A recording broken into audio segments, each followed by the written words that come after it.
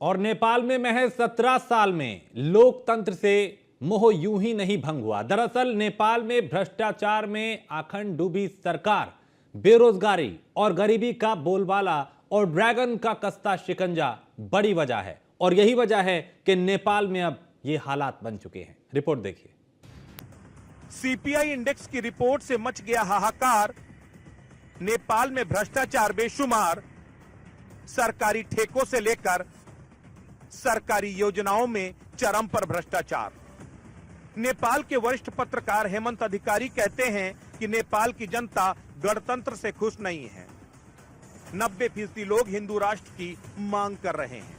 देखिए, नेपाल में इस वक्त जो चल रहा है, वास्तव में राजा को गद्दी में लाने का जो लोग, जब भी राजा के शुभचिंतक है, वो चाहते हैं कि जो गणतंत्र आने के बाद जो लगभग 30 साल 91 से लेकर अब लगभग 29 साल हो गए हैं, तो जो पब्लिक है उतनी खुश नहीं दिख रही है गणतंत्र से। हालांकि गणतंत्र चाहिए, वहाँ पे ऐसा भी है कि जैसे हिंदू राष्ट्र के लिए 90% लोग हिंदू राष्ट्र मांग करते हैं, उसी में गणतंत्र फिर 80% मांग करते हैं, 20% राजतंत्र मांग करते हैं यहाँ पे। लेकिन हम ये जानना चाहते हैं कि नेपाल में अभी जो मांग है, जो राजा को लाने का जो मांग है, वह नेतृत्व मजबूत तरीके से काम नहीं कर पा रहा। और इसका वजह ये भी है कि फुल रूप में जो सरकार होती है वो वहाँ पे नहीं हो पा रही। मिलीजुली सरकार है, और मिलीजुली सरकार में अपनी सत्ता को बचाने में ही काम लग रहा है, क्योंकि पब्लिक की सेवा या फिर देश का सेवा में होने के बजाय अपना ही सेवा या अपनी ही सत्ता कैसे बने, इसी चीज़ से नेपाल थोड़ा पिछड़ा हुआ है।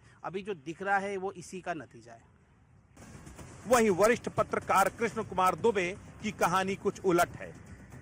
वो कहते हैं गणतंत्र को खत्म करना कहीं से आसान नहीं होगा, क्योंकि राजा ज्ञानेंद्र के शासन में वापसी एक पक्षी होगी और विकास की मंशा पूरी नहीं होगी। पोखरा में उन्होंने 2 महीने कैंप किया, पूरा माहौल बनाया। उसके बाद वो आए हैं वहाँ पे, अपना काठमांडू पहुँच करके उन्होंने सरकार बनाने की बात करी कि अब जो है राजा के हाथ में पूरी सत्ता होनी चाहिए। तो ये साफ तौर से नज़र आता है कि वहाँ पे जो माहौल है वो जनता के हाथ में ना रह करके एक बार फिर जो है राशि घराने में पूरी सत्ता चली जाए। और जो जनता ने एक वहाँ पे पिछले 11 सालों में जो चुनी हुई सरकारें दी हैं, ठीक है, मानते हैं कि कुछ ही समय के लिए वो सरकारें रही हैं, लेकिन एक जनता का शासन तो रहा, एक संवैधानिक शासन तो रहा।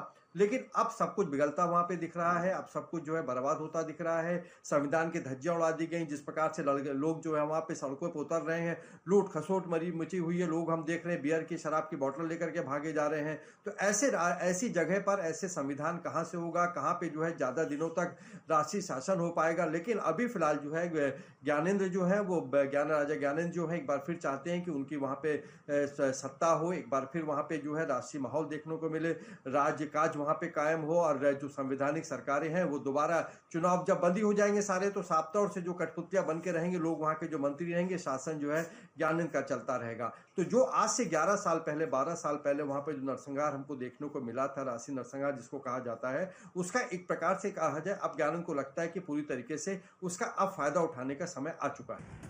वहीं विदेश मामलों के जानकार और रक्षा विशेषज्ञ पीके सहगल भी मानते हैं कि राजतंत्र बहाली से चीनी शिकंजा कमजोर पड़ेगा और यह हिंदुस्तान के हित में होगा।